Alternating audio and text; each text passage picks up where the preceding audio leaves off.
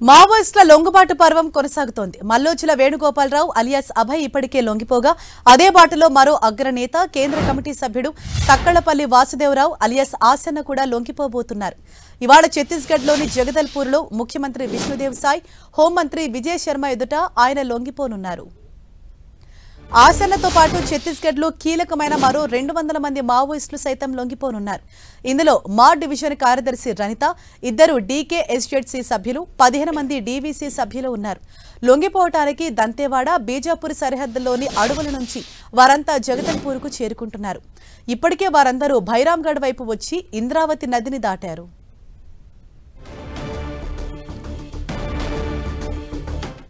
ఇదే విషయంపై మరింత సమాచారం మా ప్రతినిధి సైదులు మనకు అందిస్తారు. సైదులు, మొన్న మనం చూసే ఒక్కరోజు 60 మంది మావోయిస్టులు లొంగిపోగా ఇవాళ కూడా భారీ సంఖ్యలో లొంగిపోయేందుకు సిద్ధంగా ఉన్నట్లు తెలుస్తోంది. మరి ఈ రోజు ఎంతమంది లొంగిపోబోతున్నారు, దీనిపైన ఏ విధంగా మాట్లాడుతున్నారు?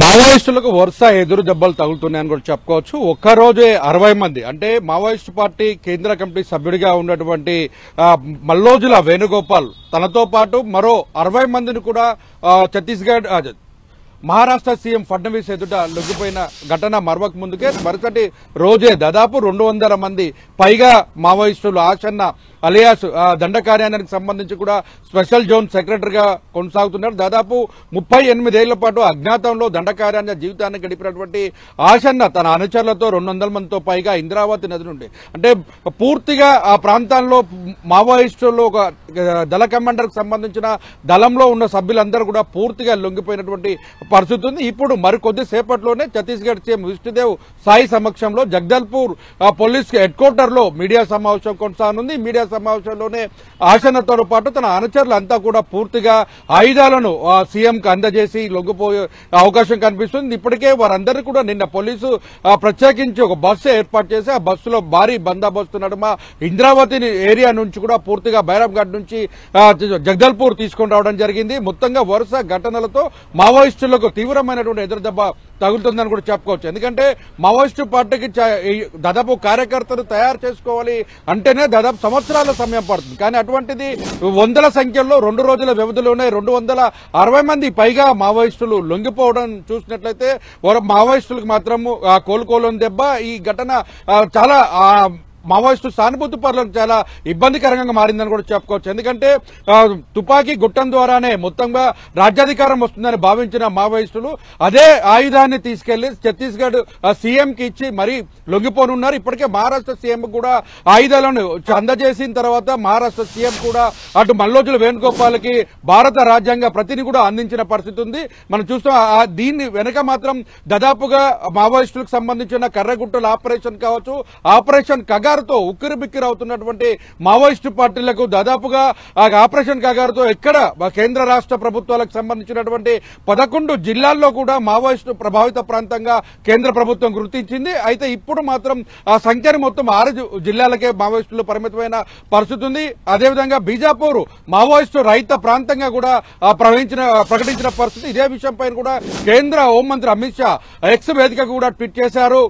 మావోయిస్టులు లొంగిపోవడాన్ని స్వాగతిస్తున్నాం, ఎవరైతే ఆయుధాలను వదిలి జనజీవన స్రవంతిలోకి వస్తారో వారందరికీ పునరావాసం కల్పిస్తామంటూ కూడా హోంమంత్రి చెప్పడం జరిగింది. మోడీ నాయకత్వంలో ప్రజాహిత పరిపాలన కొనసాగుతుంది, ఎవరికి ఎటువంటి ఇబ్బంది కలగకుండా ప్రభుత్వం చూసుకుంటుంది అని కూడా చెప్పడం జరిగింది. మొత్తంగా 2026 మార్చి 30 లోపు భారతదేశంలో మావోయిస్టు రహిత దేశంగా ఏదైతే ప్రకటించామో అదే విధంగా అడుగులు వేస్తుందని కూడా ఆయన ఆశాభావాన్ని వ్యక్తం చేశారు. అదే పాటలో మరికొంతమంది మావోయిస్టులు కూడా లొంగిపోవడానికి సిద్ధంగా ఉన్నట్లుగా ఇప్పటికే ప్రకటనలు వస్తున్న పరిస్థితి అయితే ఉంది. మొత్తంగా అటు తెలంగాణ, ఛత్తీస్గఢ్ కి సంబంధించినటువంటి ఆంధ్రాకు సంబంధించిన కీలకమైన నేతలందరూ కూడా మొత్తం ఛత్తీస్గఢ్ దండ కార్యాలయంలోనే ఉన్నటువంటి పరిస్థితి. కీలకమైనటువంటి పదవుల్లో ఉన్నారు. నంబాల కేశవరావు తర్వాత ఇటువంటి మొత్తంగా పెద్ద ఎత్తున కూడా ఆయన చనిపోయిన తర్వాత మావోయిస్టు పార్టీ గతంలోనే మావోయిస్టులు శాంతి చర్చల పేరుతో ప్రభుత్వంతో చర్చలు జరిపి యుద్ధాన్ని విరమించాలని చెప్పేసి కూడా భావించిన పరిస్థితి ఉంది. ఆ తర్వాత నేషనల్ పార్క్ లో జరిగిన భారీ ఎన్కౌంటర్ లో నంబాల కేశవరావుతో పాటు మరి కొంతమంది కేంద్ర కమిటీ సభ్యులు పెద్ద ఎత్తున కూడా మృతి చెందిన ఘటన చోటు చేసుకుంది. మొత్తంగా దీంతో ఒకసారిగా మల్లోజుల వేణుగోపాల్ అంటే మొత్తంగా యుద్ధం ద్వారా ప్రాణాలు కోల్పోతున్నటువంటి పార్టీ క్యాడర్ ని కాపాడుకోవాలంటే మాత్రం మొత్తంగా మావోయిస్టులు కేంద్ర ప్రభుత్వంతో తలపట్టడం సరైంది కాదు, వారందరినీ కాపాడుకునే ప్రయత్నం చేయాలంటూ కూడా దాదాపు 60 పేజీల లేఖను కూడా రాసిన తర్వాత దానిపైన కొంత చర్చ జరిగింది. మావోయిస్ట్ పార్టీకి సంబంధించి జగన్ పేరుతో మల్లోజుల వేణుగోపాల్ కూడా కౌంటర్ వేసిన పరిస్థితి ఉంది. మొత్తంగా ఇవన్నీ ఎపిసోడ్ అంతా చూసినట్లయితే కర్రగుట్టలు కావచ్చు, నేషనల్ పార్క్ కావచ్చు, దండకార్యాన మొత్తం కూడా ఇప్పుడు ఇంద్రావతికి సంబంధించిన భైరవఘాట్ కి సంబంధించినటువంటి ఆ ప్రాంతం అంతా కూడా ఖాళీ అయినట్టుగా మనకైతే తెలుస్తున్న పరిస్థితి ఉంది. ఓవరాల్ గా చూసుకుంటే మొత్తం తెలంగాణ, ఛత్తీస్గఢ్ కి సంబంధించినటువంటి కీలకమైన నేతలందరూ కూడా లొంగుబాటుకు సిద్ధం అవుతున్నట్లుగా అర్థమవుతుంది. ఇప్పటికే 260 మంది పైగా లొంగిపోయినటువంటి వారి ఆయుధాలను కూడా అందజేస్తున్నారు. మీడియా సమావేశంలో అటు ఛత్తీస్గఢ్ సీఎం విష్ణుదేవ్ సాయి కూడా అటు కాంకేర్ కావచ్చు, ఇతర దంతేవాడకు సంబంధించినటువంటి అంశాలు కూడా ప్రస్తావించే అవకాశం ఉంది. కీలకమైన నేతలు కూడా తమ టచ్ లో ఉన్నట్లు కూడా ప్రకటించే అవకాశం ఉంది కనిపిస్తుంది. Right, thank you Saidulu.